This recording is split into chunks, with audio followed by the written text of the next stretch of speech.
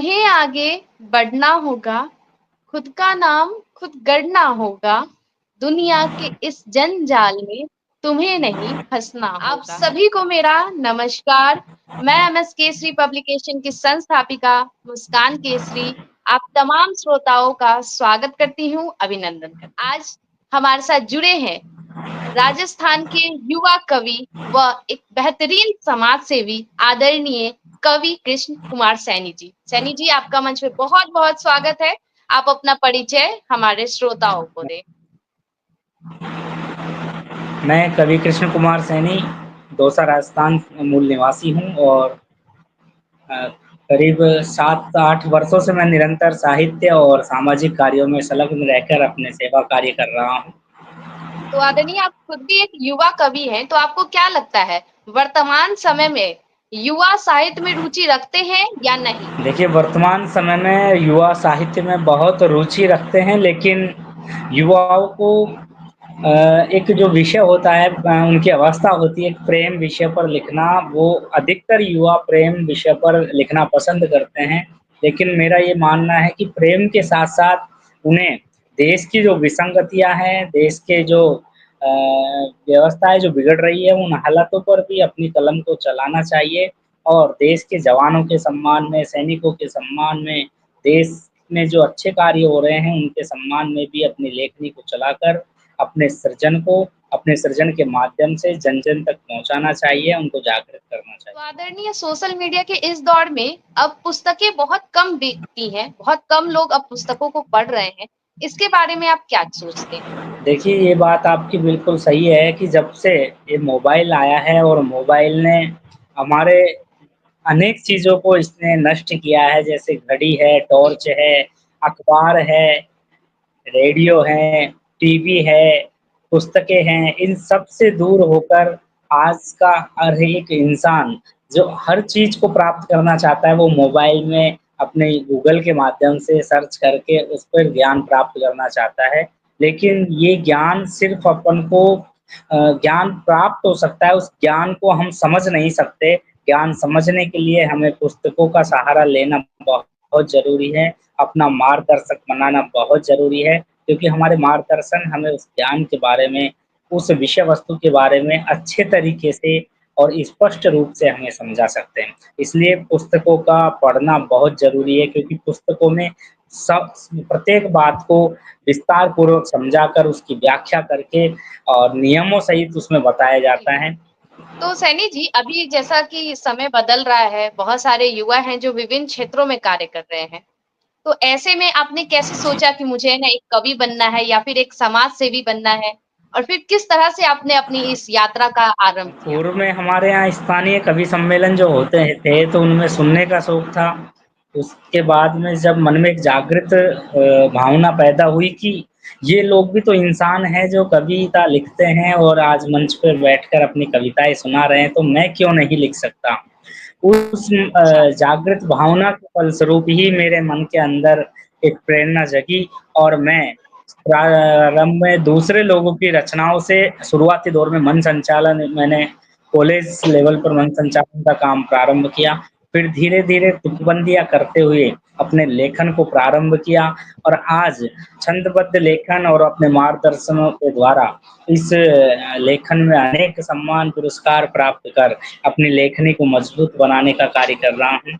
और सामाजिक क्षेत्र की यदि बात है तो शुरू से ही मैं अपने आध्यात्म क्षेत्र में पैदा हुआ हूँ, अपने माताजी, पिताजी, अपने गुरुजनों और एक अच्छे आदर्श विद्या मंदिर में मैंने शिक्षा पाई है, तो आदर्श विद्या मंदिर में भी संस्कार कूट-कूट कर भरे जाते हैं बच्चों के अंदर। वे संस्कार मेरे गुरुजनों के माध्यम से मुझे मिले हैं और मेरे माता-पिता के माध्यम से मिले हैं। इसके फलस्वरूप मैंने सामाजिक क्षेत्र में भी अपना कदम रखा और आज अनेक साहित्यिक और सामाजिक संस्थाओं से जुड़कर निरंतर सामाजिक और साहित्यिक कार्य कर रहा हूँ। तो आज आप एक सफल कवि हैं, इसके पीछे कहीं न कहीं आपका धैर्य, संयम और ज्ञान है।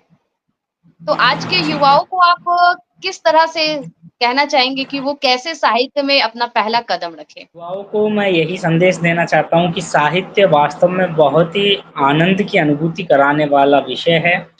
साहित्य में अगर आप अपने रुचि से, अपने तन-मन से समर्पित होकर आप अगर अपनी लेखनी को लिखने का प्रयास करते हैं, अपने शब्दों को लेखनी के माध्यम से उकेरने का अगर प्रयास करते हैं, तो वास्तव में मन को बहुत सुकून मिलता है, बहुत शांति मिलती है। तो मेरा तो यही है कि अपना एक अच्छा मार्गदर्शन आप नियुक्त करें, उस मार्गदर्शन के माध्यम से आप जिस विषय में लिखना चाहते हैं, उस विषय को भी आपको उस रस को भी आपको निश्चित वीर रस में अपनी पहचान बनाना चाहते हैं, श्रृंगार रस में आप लिखना चाहते हैं, करुण रस में आप लिखना चाहते हैं, हास्य रस में आप लिखना चाहते हैं, क्योंकि विषय और अपना मार्गदर्शन होना बहुत ज़रूरी है। युवाओं को पहला कदम यही करना होगा कि अपना एक मार्गदर्शन चुनें और अपना विषय चुनें। बिल्कुल। तो आदरणीय साहित्य के क्षेत्र में आप किन्हें अपना प्रेरणा स्रोत मानते हैं? कि साहित्य के क्षेत्र में वैसे तो मैं वीर रस के जो कवि आदरणीय हरिओम पंवार साहब हैं, उनसे बहुत प्रेरित हूँ। उनकी कविताएँ जब मैं सुनता हूँ, तो उनकी कविताओं को सुनकर ही मेरे अंदर देशभक्ति की भावना जगी और मैं देशभक्ति की कविताएँ लिखता हूँ। आदरणीय हरिओम पंवार जी को प्रेरणा स्वरूप मानकर मैं लिखता बिल्कुल। तो आदरणीय बहुत सारे ऐसे युवा हैं जो कहते हैं कि मैं तो रचनाएँ लिखना चाहता हूँ, लेकिन मैं क्या करूँ, मैं तो शुरू से अंग्रेजी माध्यम से पढ़ा हूँ और मेरी हिंदी उतनी अच्छी नहीं है। मैं किस तरह से कविताएँ, कहानियाँ लिखूँ? इसके बारे में आप क्या कहना चाहेंगे?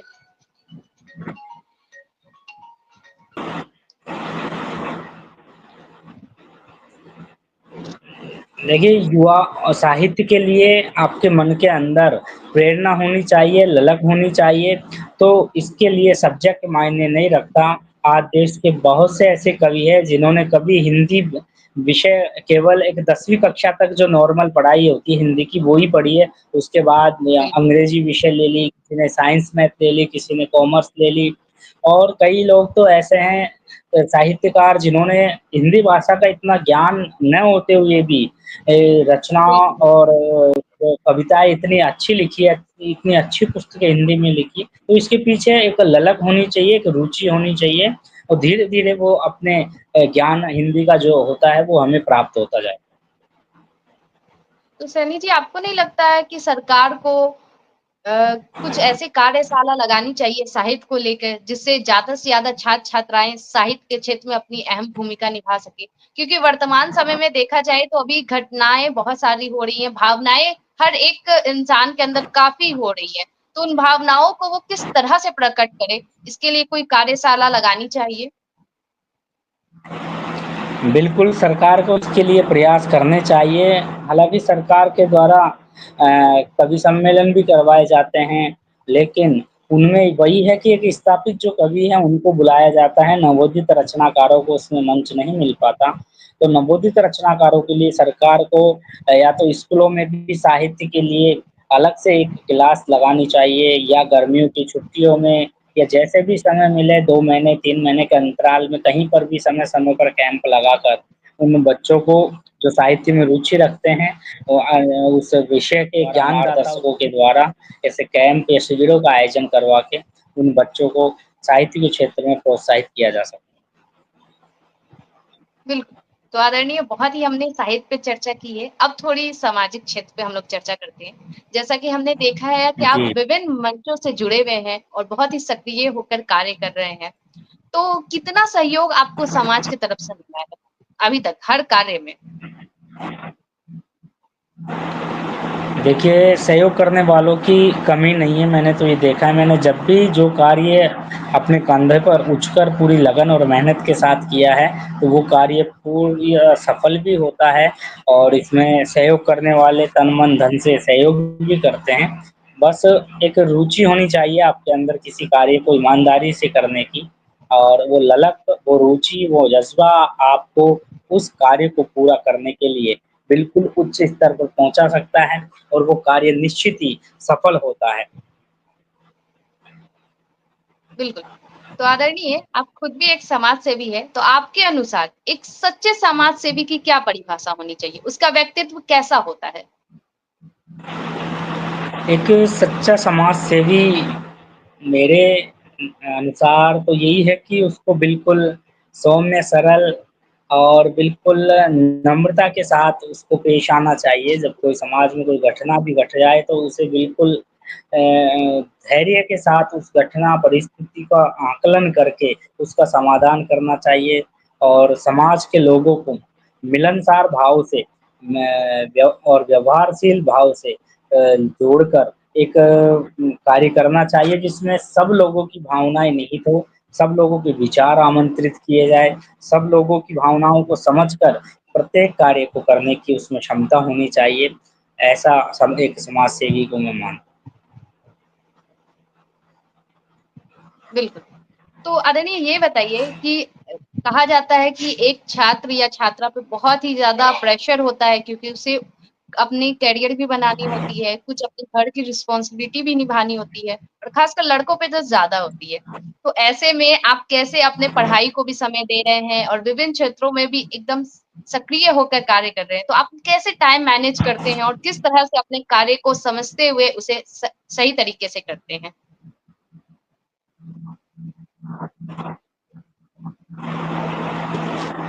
हूँ। देखिए, अगर आपके मन में जिस कार्य को करने की रुचि होती है, तो उस कार्य को करने के लिए तो समय भी अपने आप निकल जाता है। बस आपके अंदर वो रुचि होनी चाहिए, वो ललक होनी चाहिए और फिर हमें उस कार्य को महत्व देना चाहिए जो वास्तव में समाज के लिए है, जिससे अपना स्वार्थ नहीं, अनेक लोगों का भला उस भावना से अगर वो कोई कार्य हो रहा है, तो मैं पहले उस कार्य को करने का प्रयास करता हूँ। बिल्कुल। तो आदरणीय आप बहुत सारे जगहों पे सम्मानित भी हो चुके हैं, तो इसका अनुभव हमारे श्रोताओं के साथ साझा करें। देखिए, सम्मान की बात तो ऐसे है लगभग सन 2013-14 मतलब जो आज से 10 वर्ष पूर्व मेरे घर में एक भी सम्मान, पुरस्कार या मोमेंटो नहीं मिला था। हम दूसरे के घरों में जाते थे, देखते थे, विद्यालयों में अन्य बच्चों को जब पुरस्कार मिलते थे, तो मन में एक भावना जगती थी कि यार, हम ऐसा कौन-सा काम करें कि पुरस्कार हमें भी प्राप्त हो, ये सम्मान हमें भी मिले। तो धीरे-धीरे जब साहित्य का जज़्बा अपने अंदर जगा और उसके माध्यम से अनेकों पुरस्कार मिले, फिर सामाजिक भावना जागृत हुई, तो सामाजिक क्षेत्र में भी अनेक पुरस्कार मिले और आज घर में ये स्थिति है कि अगर अब कोई सम्मान या पुरस्कार मिलेगा, तो घर में रखने के लिए जगह नहीं है।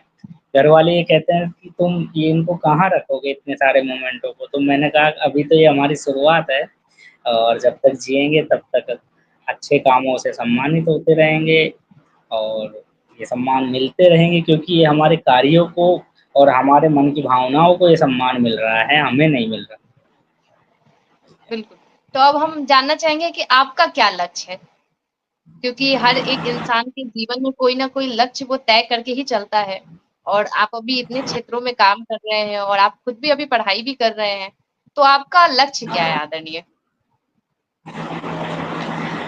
मेरा लक्ष्य तो यही है मैडम कि ज़्यादा से ज़्यादा लोगों को मैं साहित्यिक मंच प्रदान कर सकूँ और अधिक से अधिक लोगों को सामाजिक क्षेत्र के माध्यम से जोड़कर उनका भविष्य निखार सकूँ और जिनकी प्रतिभाएँ हैं, जो बच्चे ग्रामीण क्षेत्रों में हो या शहरी क्षेत्रों में, जिनके अंदर किसी भी क्षेत्र में उनके अंदर प्रतिभाएँ हैं, तो उन प्रतिभाओं को निखार कर समाज के सामने प्रस्तुत करना ही मेरा परम लक्ष्य है।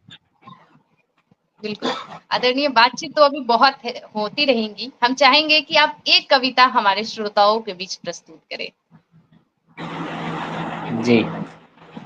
मैडम मैं मूलतः वीर रस की कविताएँ लिखता हूँ, तो मैं सबसे पहले 4 पंक्तियाँ देश के जवानों के सम्मान में पढ़ता हूँ कि कभी लिखना अगर चाहो तो सबका मान लिख देना, कभी लिखना अगर चाहो तो सबका मान लिख देना, शहीदों की चिताओं का ज़रा सम्मान लिख देना और जिन्होंने देश हित कुर्बान अपने पुत्र कर डाले, कलम की धार से माँ का यहाँ गुणगान लिख देना, कलम की धार से माँ का यहाँ गुणगान।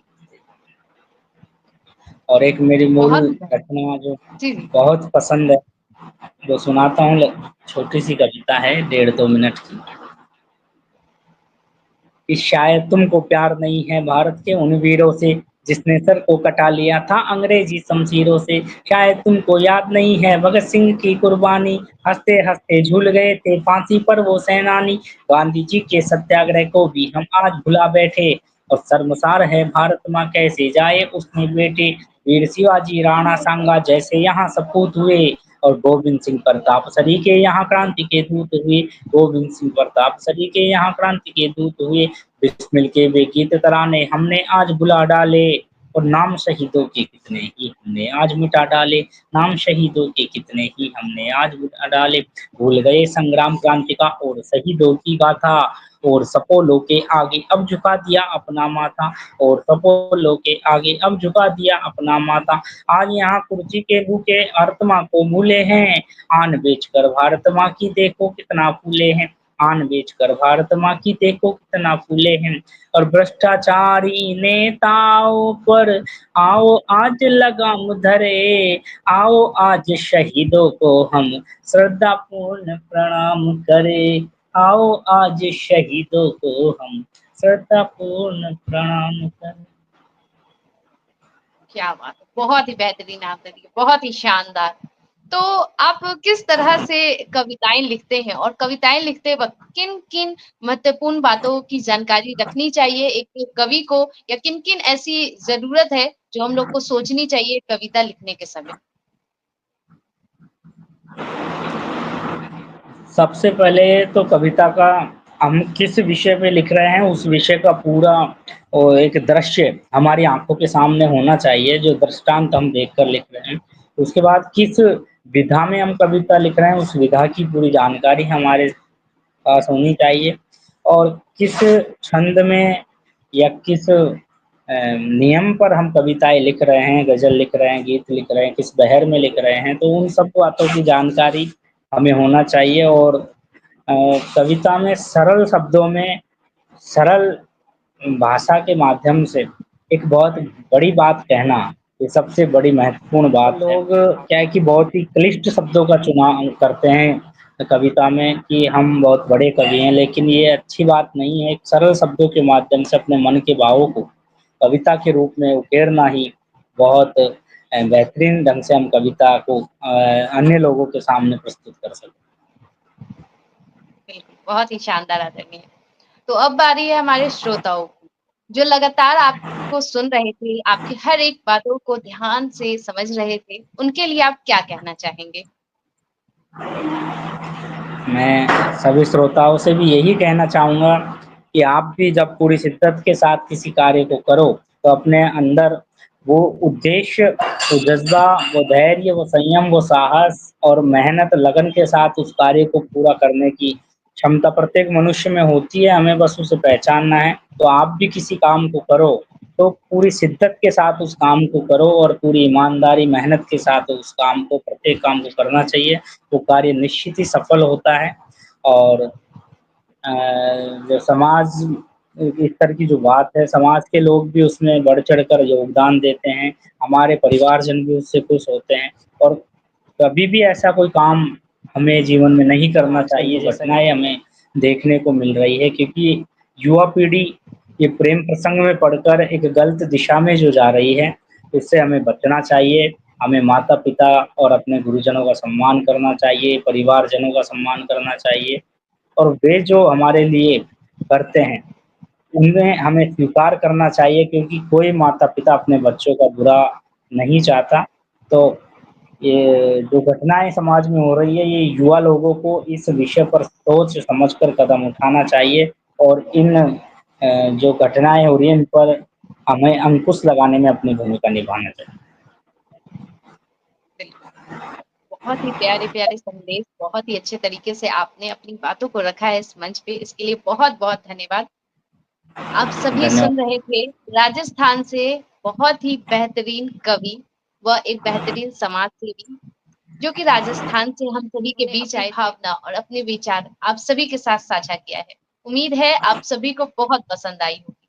तो इसी तरह अपना प्यार, आशीर्वाद देते रहे, इस वीडियो को ज़्यादा से ज़्यादा शेयर करते रहे। मैं आप सभी से लेती हूँ यहीं पे अलविदा, फिर मैं मिलूँगी एक नए प्रेरणा स्रोत के साथ, उनकी जीवनी के साथ। तब तक आप सभी को मेरा नमस्कार। नमस्ते, धन्यवाद।